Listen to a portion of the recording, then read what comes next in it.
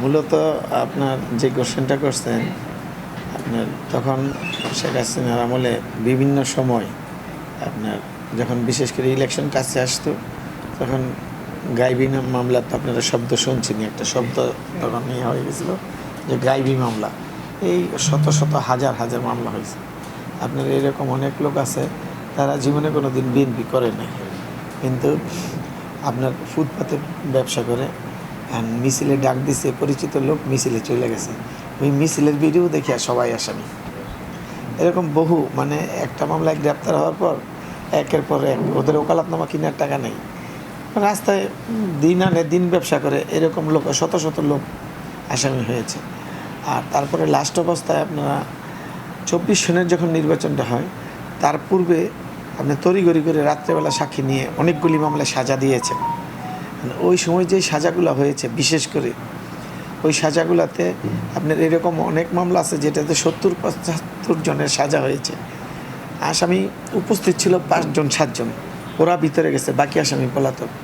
হ্যাঁ, আপিল তো করছেন, যে সাজা হয়েছে যারা ভিতরে গেছেন তারা আপিল করছেন, তার মধ্যে থেকে 2-1 জন পরবর্তীতে এসে সারেন্ডার করছেন, আপিল করছেন।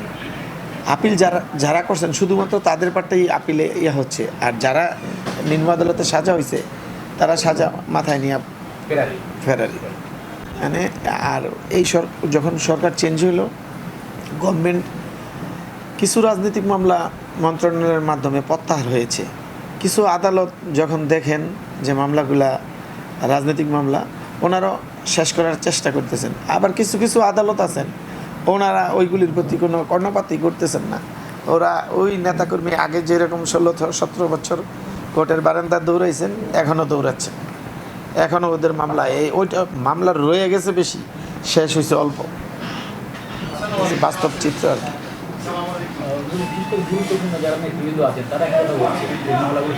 শেষ হচ্ছে না।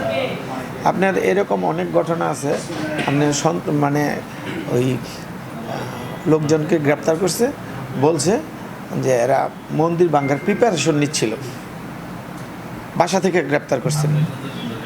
এরা 8 বছর 10 বছর যাবৎ ভিতরে আছে, কিচ্ছু নাই কিন্তু মামলায়। এখনও ওই মামলাগুলোর ওই লোকজন জেলখানেই আছেন, 7-8 বছর যাবৎ ভিতরে আছেন। ওই সন্ত্রাস দমন আদালত ওইগুলি কোনো কর্ণপাতই করতেছেন না। কিন্তু উচিত মামলাগুলোর প্রকৃত ঘটনা কী ঘটেছিল, কি হয়েছে ওইটা বিবেচনা করে আসামিদের ওই বিচার করা, মূল্যায়ন করা। কিন্তু ওরা পূর্বেও জেলে ছিলেন, এখনও জেলে। আর ওই রকম লোকজন যারা গ্রেপ্তার হয়েছে একবারে সাধারণ পাবলিক, ওরা যে এসে আদালতে মানে আইনজীবীদের ওইভাবে সমন্বয় করবে ওই রকম শিক্ষিত ফ্যামিলিও না, অনেক এরকম মানে বছরের বছর এরা ভিতরে আছে। একটা যে মানে বিএনপিতে যদি আল্লাহ রহমত করে আর কি, এখনও মামলা হচ্ছে বিএনপি নেতাকর্মীদের নামে, মিথ্যা মামলা হচ্ছে বিভিন্ন অজুহাতে, বিভিন্ন ঘটনা দিয়ে। আজকেও তেজগাঁ পলিটেকনিক্যালের একটা মামলা আপনার আত্মসমর্পণ করে জামিন করিয়েছি, এটাতে 11 জন আসামি, টোটাল মামলাটা ফেক, মিথ্যা মামলা। আল্লাহ পাক ভালো জানেন ফয়সালা কি। ভালো থাকেন। আসসালামু আলাইকুম।